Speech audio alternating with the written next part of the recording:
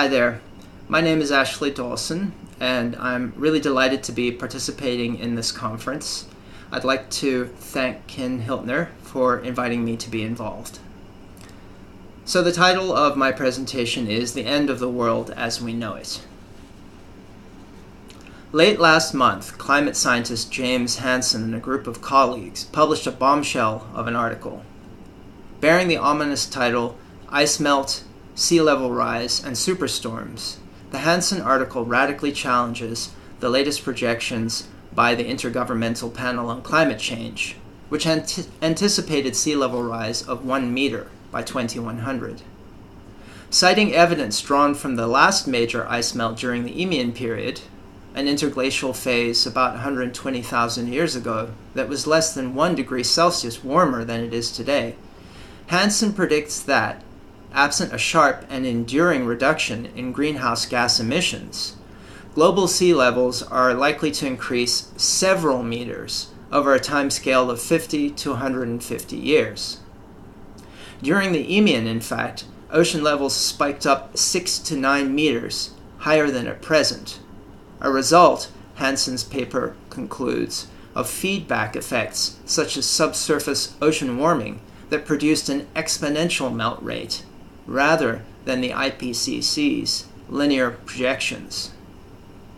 Should they prove accurate, Hansen's forecasts spell an utter transformation of human habitation across the globe within 1 generation.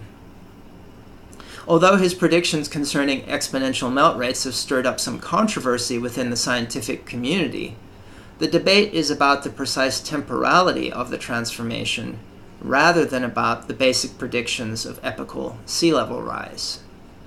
A change is going to come, in other words. The question is just when. 2 great tides are converging on the world's cities, generating an unprecedented catastrophic conjunction. The first of these is a human tide. In 2007, humanity became a predominantly city-dwelling species. Of the approximately 7 billion humans currently alive, 3.3 billion live in cities. But if the human condition is now an urban one, this urban humanity is not spread evenly across the world's cities. Although urbanists based in the global north often regard urbanization through lenses crafted by city-building processes in Europe and North America over the last 2 centuries, most of today's urban population lives in the developing world, where the vast majority of future urban population growth will take place. Significant numbers of these city dwellers in the South are refugees from policies of agricultural deregulation and financial liberalization. Enforced by tools of the developed world's financial hegemony such as the World Bank and the International Monetary Fund, these policies of austerity pushed millions of peasants off the land and into slums in the rapidly growing but largely deindustrialized urban conglomerations of the global South during the last half-century. This bitter harvest of the worldwide agrarian crisis has been one of the largest transformations in human history. The neoliberal world order has essentially been a machine, generating forms of extreme urbanization rooted in inequality. In the cities of the global South, 1/3 to a half of the urban population lives in informal settlements. Residents of these unplanned zones face highly difficult conditions, to put it mildly. As Mike Davis argues, quote, "Instead of cities of light soaring toward heaven, much of the 21st century urban world squats in squalor, surrounded by pollution, excrement, and decay." Davis has been justly criticized for the hyperbolic tenor of his description of what he calls a planet of slums. He's also been charged with ignoring the quotidian forms of human solidarity that knit together even the poorest informal settlements. And there's some accuracy to this charge. Nonetheless, his darkly dystopian account captures the radical challenges occasioned by the fundamental transformation of the human condition that urbanization has wrought. Exacerbating the hazardous slum ecology described by Davis, the vast majority of the world's city dwellers lie directly in the path of increasingly extreme forms of weather. Exiled by austerity, concomitant civil conflicts, and climatic turbulence into the world's megacities, an increasingly large proportion of humanity finds itself especially vulnerable to the second great transforming force of our age, anthropogenic climate disruption. Close to 70% of the world's population today lives in drought-prone areas. In cities, the heat island effect can intensify the impact of heat waves and bring deadly infectious diseases such as meningitis, malaria, dengue, and West Nile virus. In addition, nearly 2/3 of the world's cities with more than 5 million inhabitants are located at least partially in low-elevation coastal zones, where they are subject to ever more frequent and intense cyclones and coastal storms catalyzed by climate change. Nearly 2 billion people, or 38% of humanity, currently live in densely populated coastal areas that are highly prone to devastating floods. Tropical storms and cyclones currently affect 1.4 billion people each year, 24% of the world's contemporary urbanized population. The number of people exposed to cyclones alone is projected to more than double by 2050. The areas most prone to these kinds of disasters extend in a band across the planet's tropics, including urban regions in Central America, the Caribbean, the Bay of Bengal, China, and the Philippines, just to name a few. In this urban tropics of chaos, the calamities that befall slum dwellers must be seen not as so-called natural disasters, but as anthropogenic climate disruptions, in which uneven development and social inequality play a key role. But the catastrophic conjunction of urbanization and climate change is not unfolding in the global south alone. The threat posed by climate change to wealthy nations is real, present, and escalating. Perhaps the starkest warning of the mayhem to come was the European heat wave of 2003, which killed an estimated 70,000 European city dwellers, a figure that dwarfs the 1,800 deaths from Hurricane Katrina in New Orleans, but has been relatively under-acknowledged. In addition, rising sea levels will affect many of the world's powerful global cities, the key command and control nodes of the global capitalist economy. Most of these metropoles happen to be port cities, a fact that has been almost totally ignored in the literature on the global city. The US, for example, has 8 key global cities, all of which lie in coastal zones.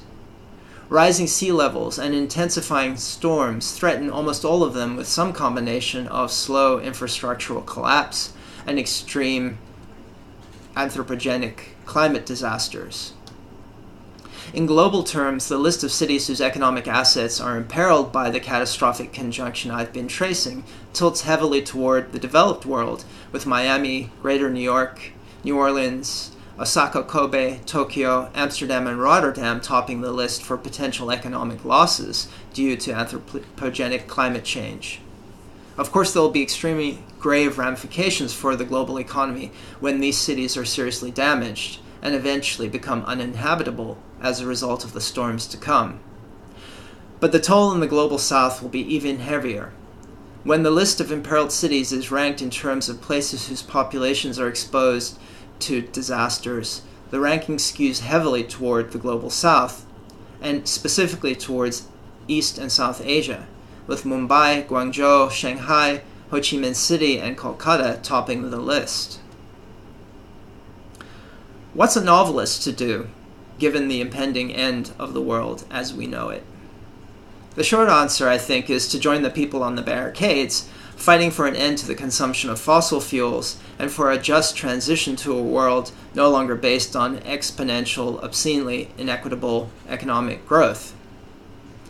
The longer answer to this question, though, must plumb the role of culture during a time of unprecedented transformation. The challenge represented by climate change to cultural critique and aesthetic production is quite stark. Indeed, it could be argued that climate change is, above all, a crisis of culture. Of course, climate change is a material phenomenon, one provoked by a history of exploitation of the natural world that, as Christophe Bonneuil and Jean-Baptiste Frézot remind us forcefully in their book The Shock of the Anthropocene, has not only disproportionately benefited the global 1%, but has always been fiercely resisted by the masses of people. But if the Anthropocene is not a blind spell from which humanity as a whole has suddenly awakened, our inability to respond adequately to the warnings concerning catastrophic sea level rise issued by scientists such as James Hansen is surely a product of hegemonic ideas about the inevitability of current arrangements that is deeply cultural. We are gripped, in other words, by a feeling of inertia and hopelessness that results from TINA, Thatcher's gloating doctrine of there is no alternative, which sealed neoliberalism's absolute hegemony over the imaginary of alternate futures back in the early 1990s, and is currently barreling humanity towards a doom-laced future that gives new meaning to the idea of the end of history. Reflecting on these questions of culture and the Anthropocene during a series of talks delivered last autumn, the novelist Amitav Ghosh wrote that the challenges climate change represents for the contemporary writer derive from the forms and conventions that shaped the narrative imagination in precisely the period when carbon was being laid in that would shape the present. For Ghosh, climate change is a problem for the novel because the novel is dedicated as a genre to representing a carefully constructed artifice of smoothly unfolding everyday life. To introduce exceptional events such as a tornado into a novel, Ghosh argues, is to court eviction from the novel into precincts such as Gothic and science fiction. This is an interesting observation, but one that begs the question of what would really be so bad about being evicted from the Lucian environs of Gothic and science fiction. On another level, though, Ghosh's argument raises questions about the generic homogeneity of the modern novel. His account of the novel might be an accurate representation of Mansfield Park, but makes little sense in relation to equally canonical texts like Joyce's Ulysses, not to mention post-colonial fictions like Ngugi wa Thiong'o's Wizard of the Crow or Salman Rushdie's The Satanic Verses. Nevertheless, if we grant Ghosh's argument that catastrophe was characterized as unmodern, if for no other reason than a recognition that catastrophism, despite its widespread appeal within the environmental movement, can have extremely reactionary political implications. If we grant Ghosh's argument, the question arises of what role novelistic realism has to play in the present conjuncture. I think there can be no better place to look for an answer to this aesthetic question than Ghosh's Ibis trilogy itself, which he completed shortly before voicing his speculations on climate change and the novel. The three novels of the Ibis trilogy explore the trans-border conflicts and solidarities forged by imperialism around the Bay of Bengal during the 19th century. The novels give us insight into the remarkably destructive effects of the British imposition of opium cultivation and consumption on India and China, which of course was an important antecedent to the drug wars of the 20th century, with their devastating effects on Southeast Asia, Latin America, and racialized communities in the United States.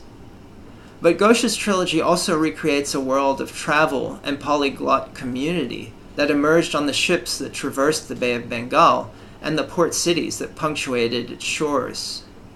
As Ghosh remarks, the great global cities of the present are almost all founded on circuits of early globalization, linked to one another by trade in commodities like whale oil, cotton, and opium that enabled the expansion of imperial Euro-American economies.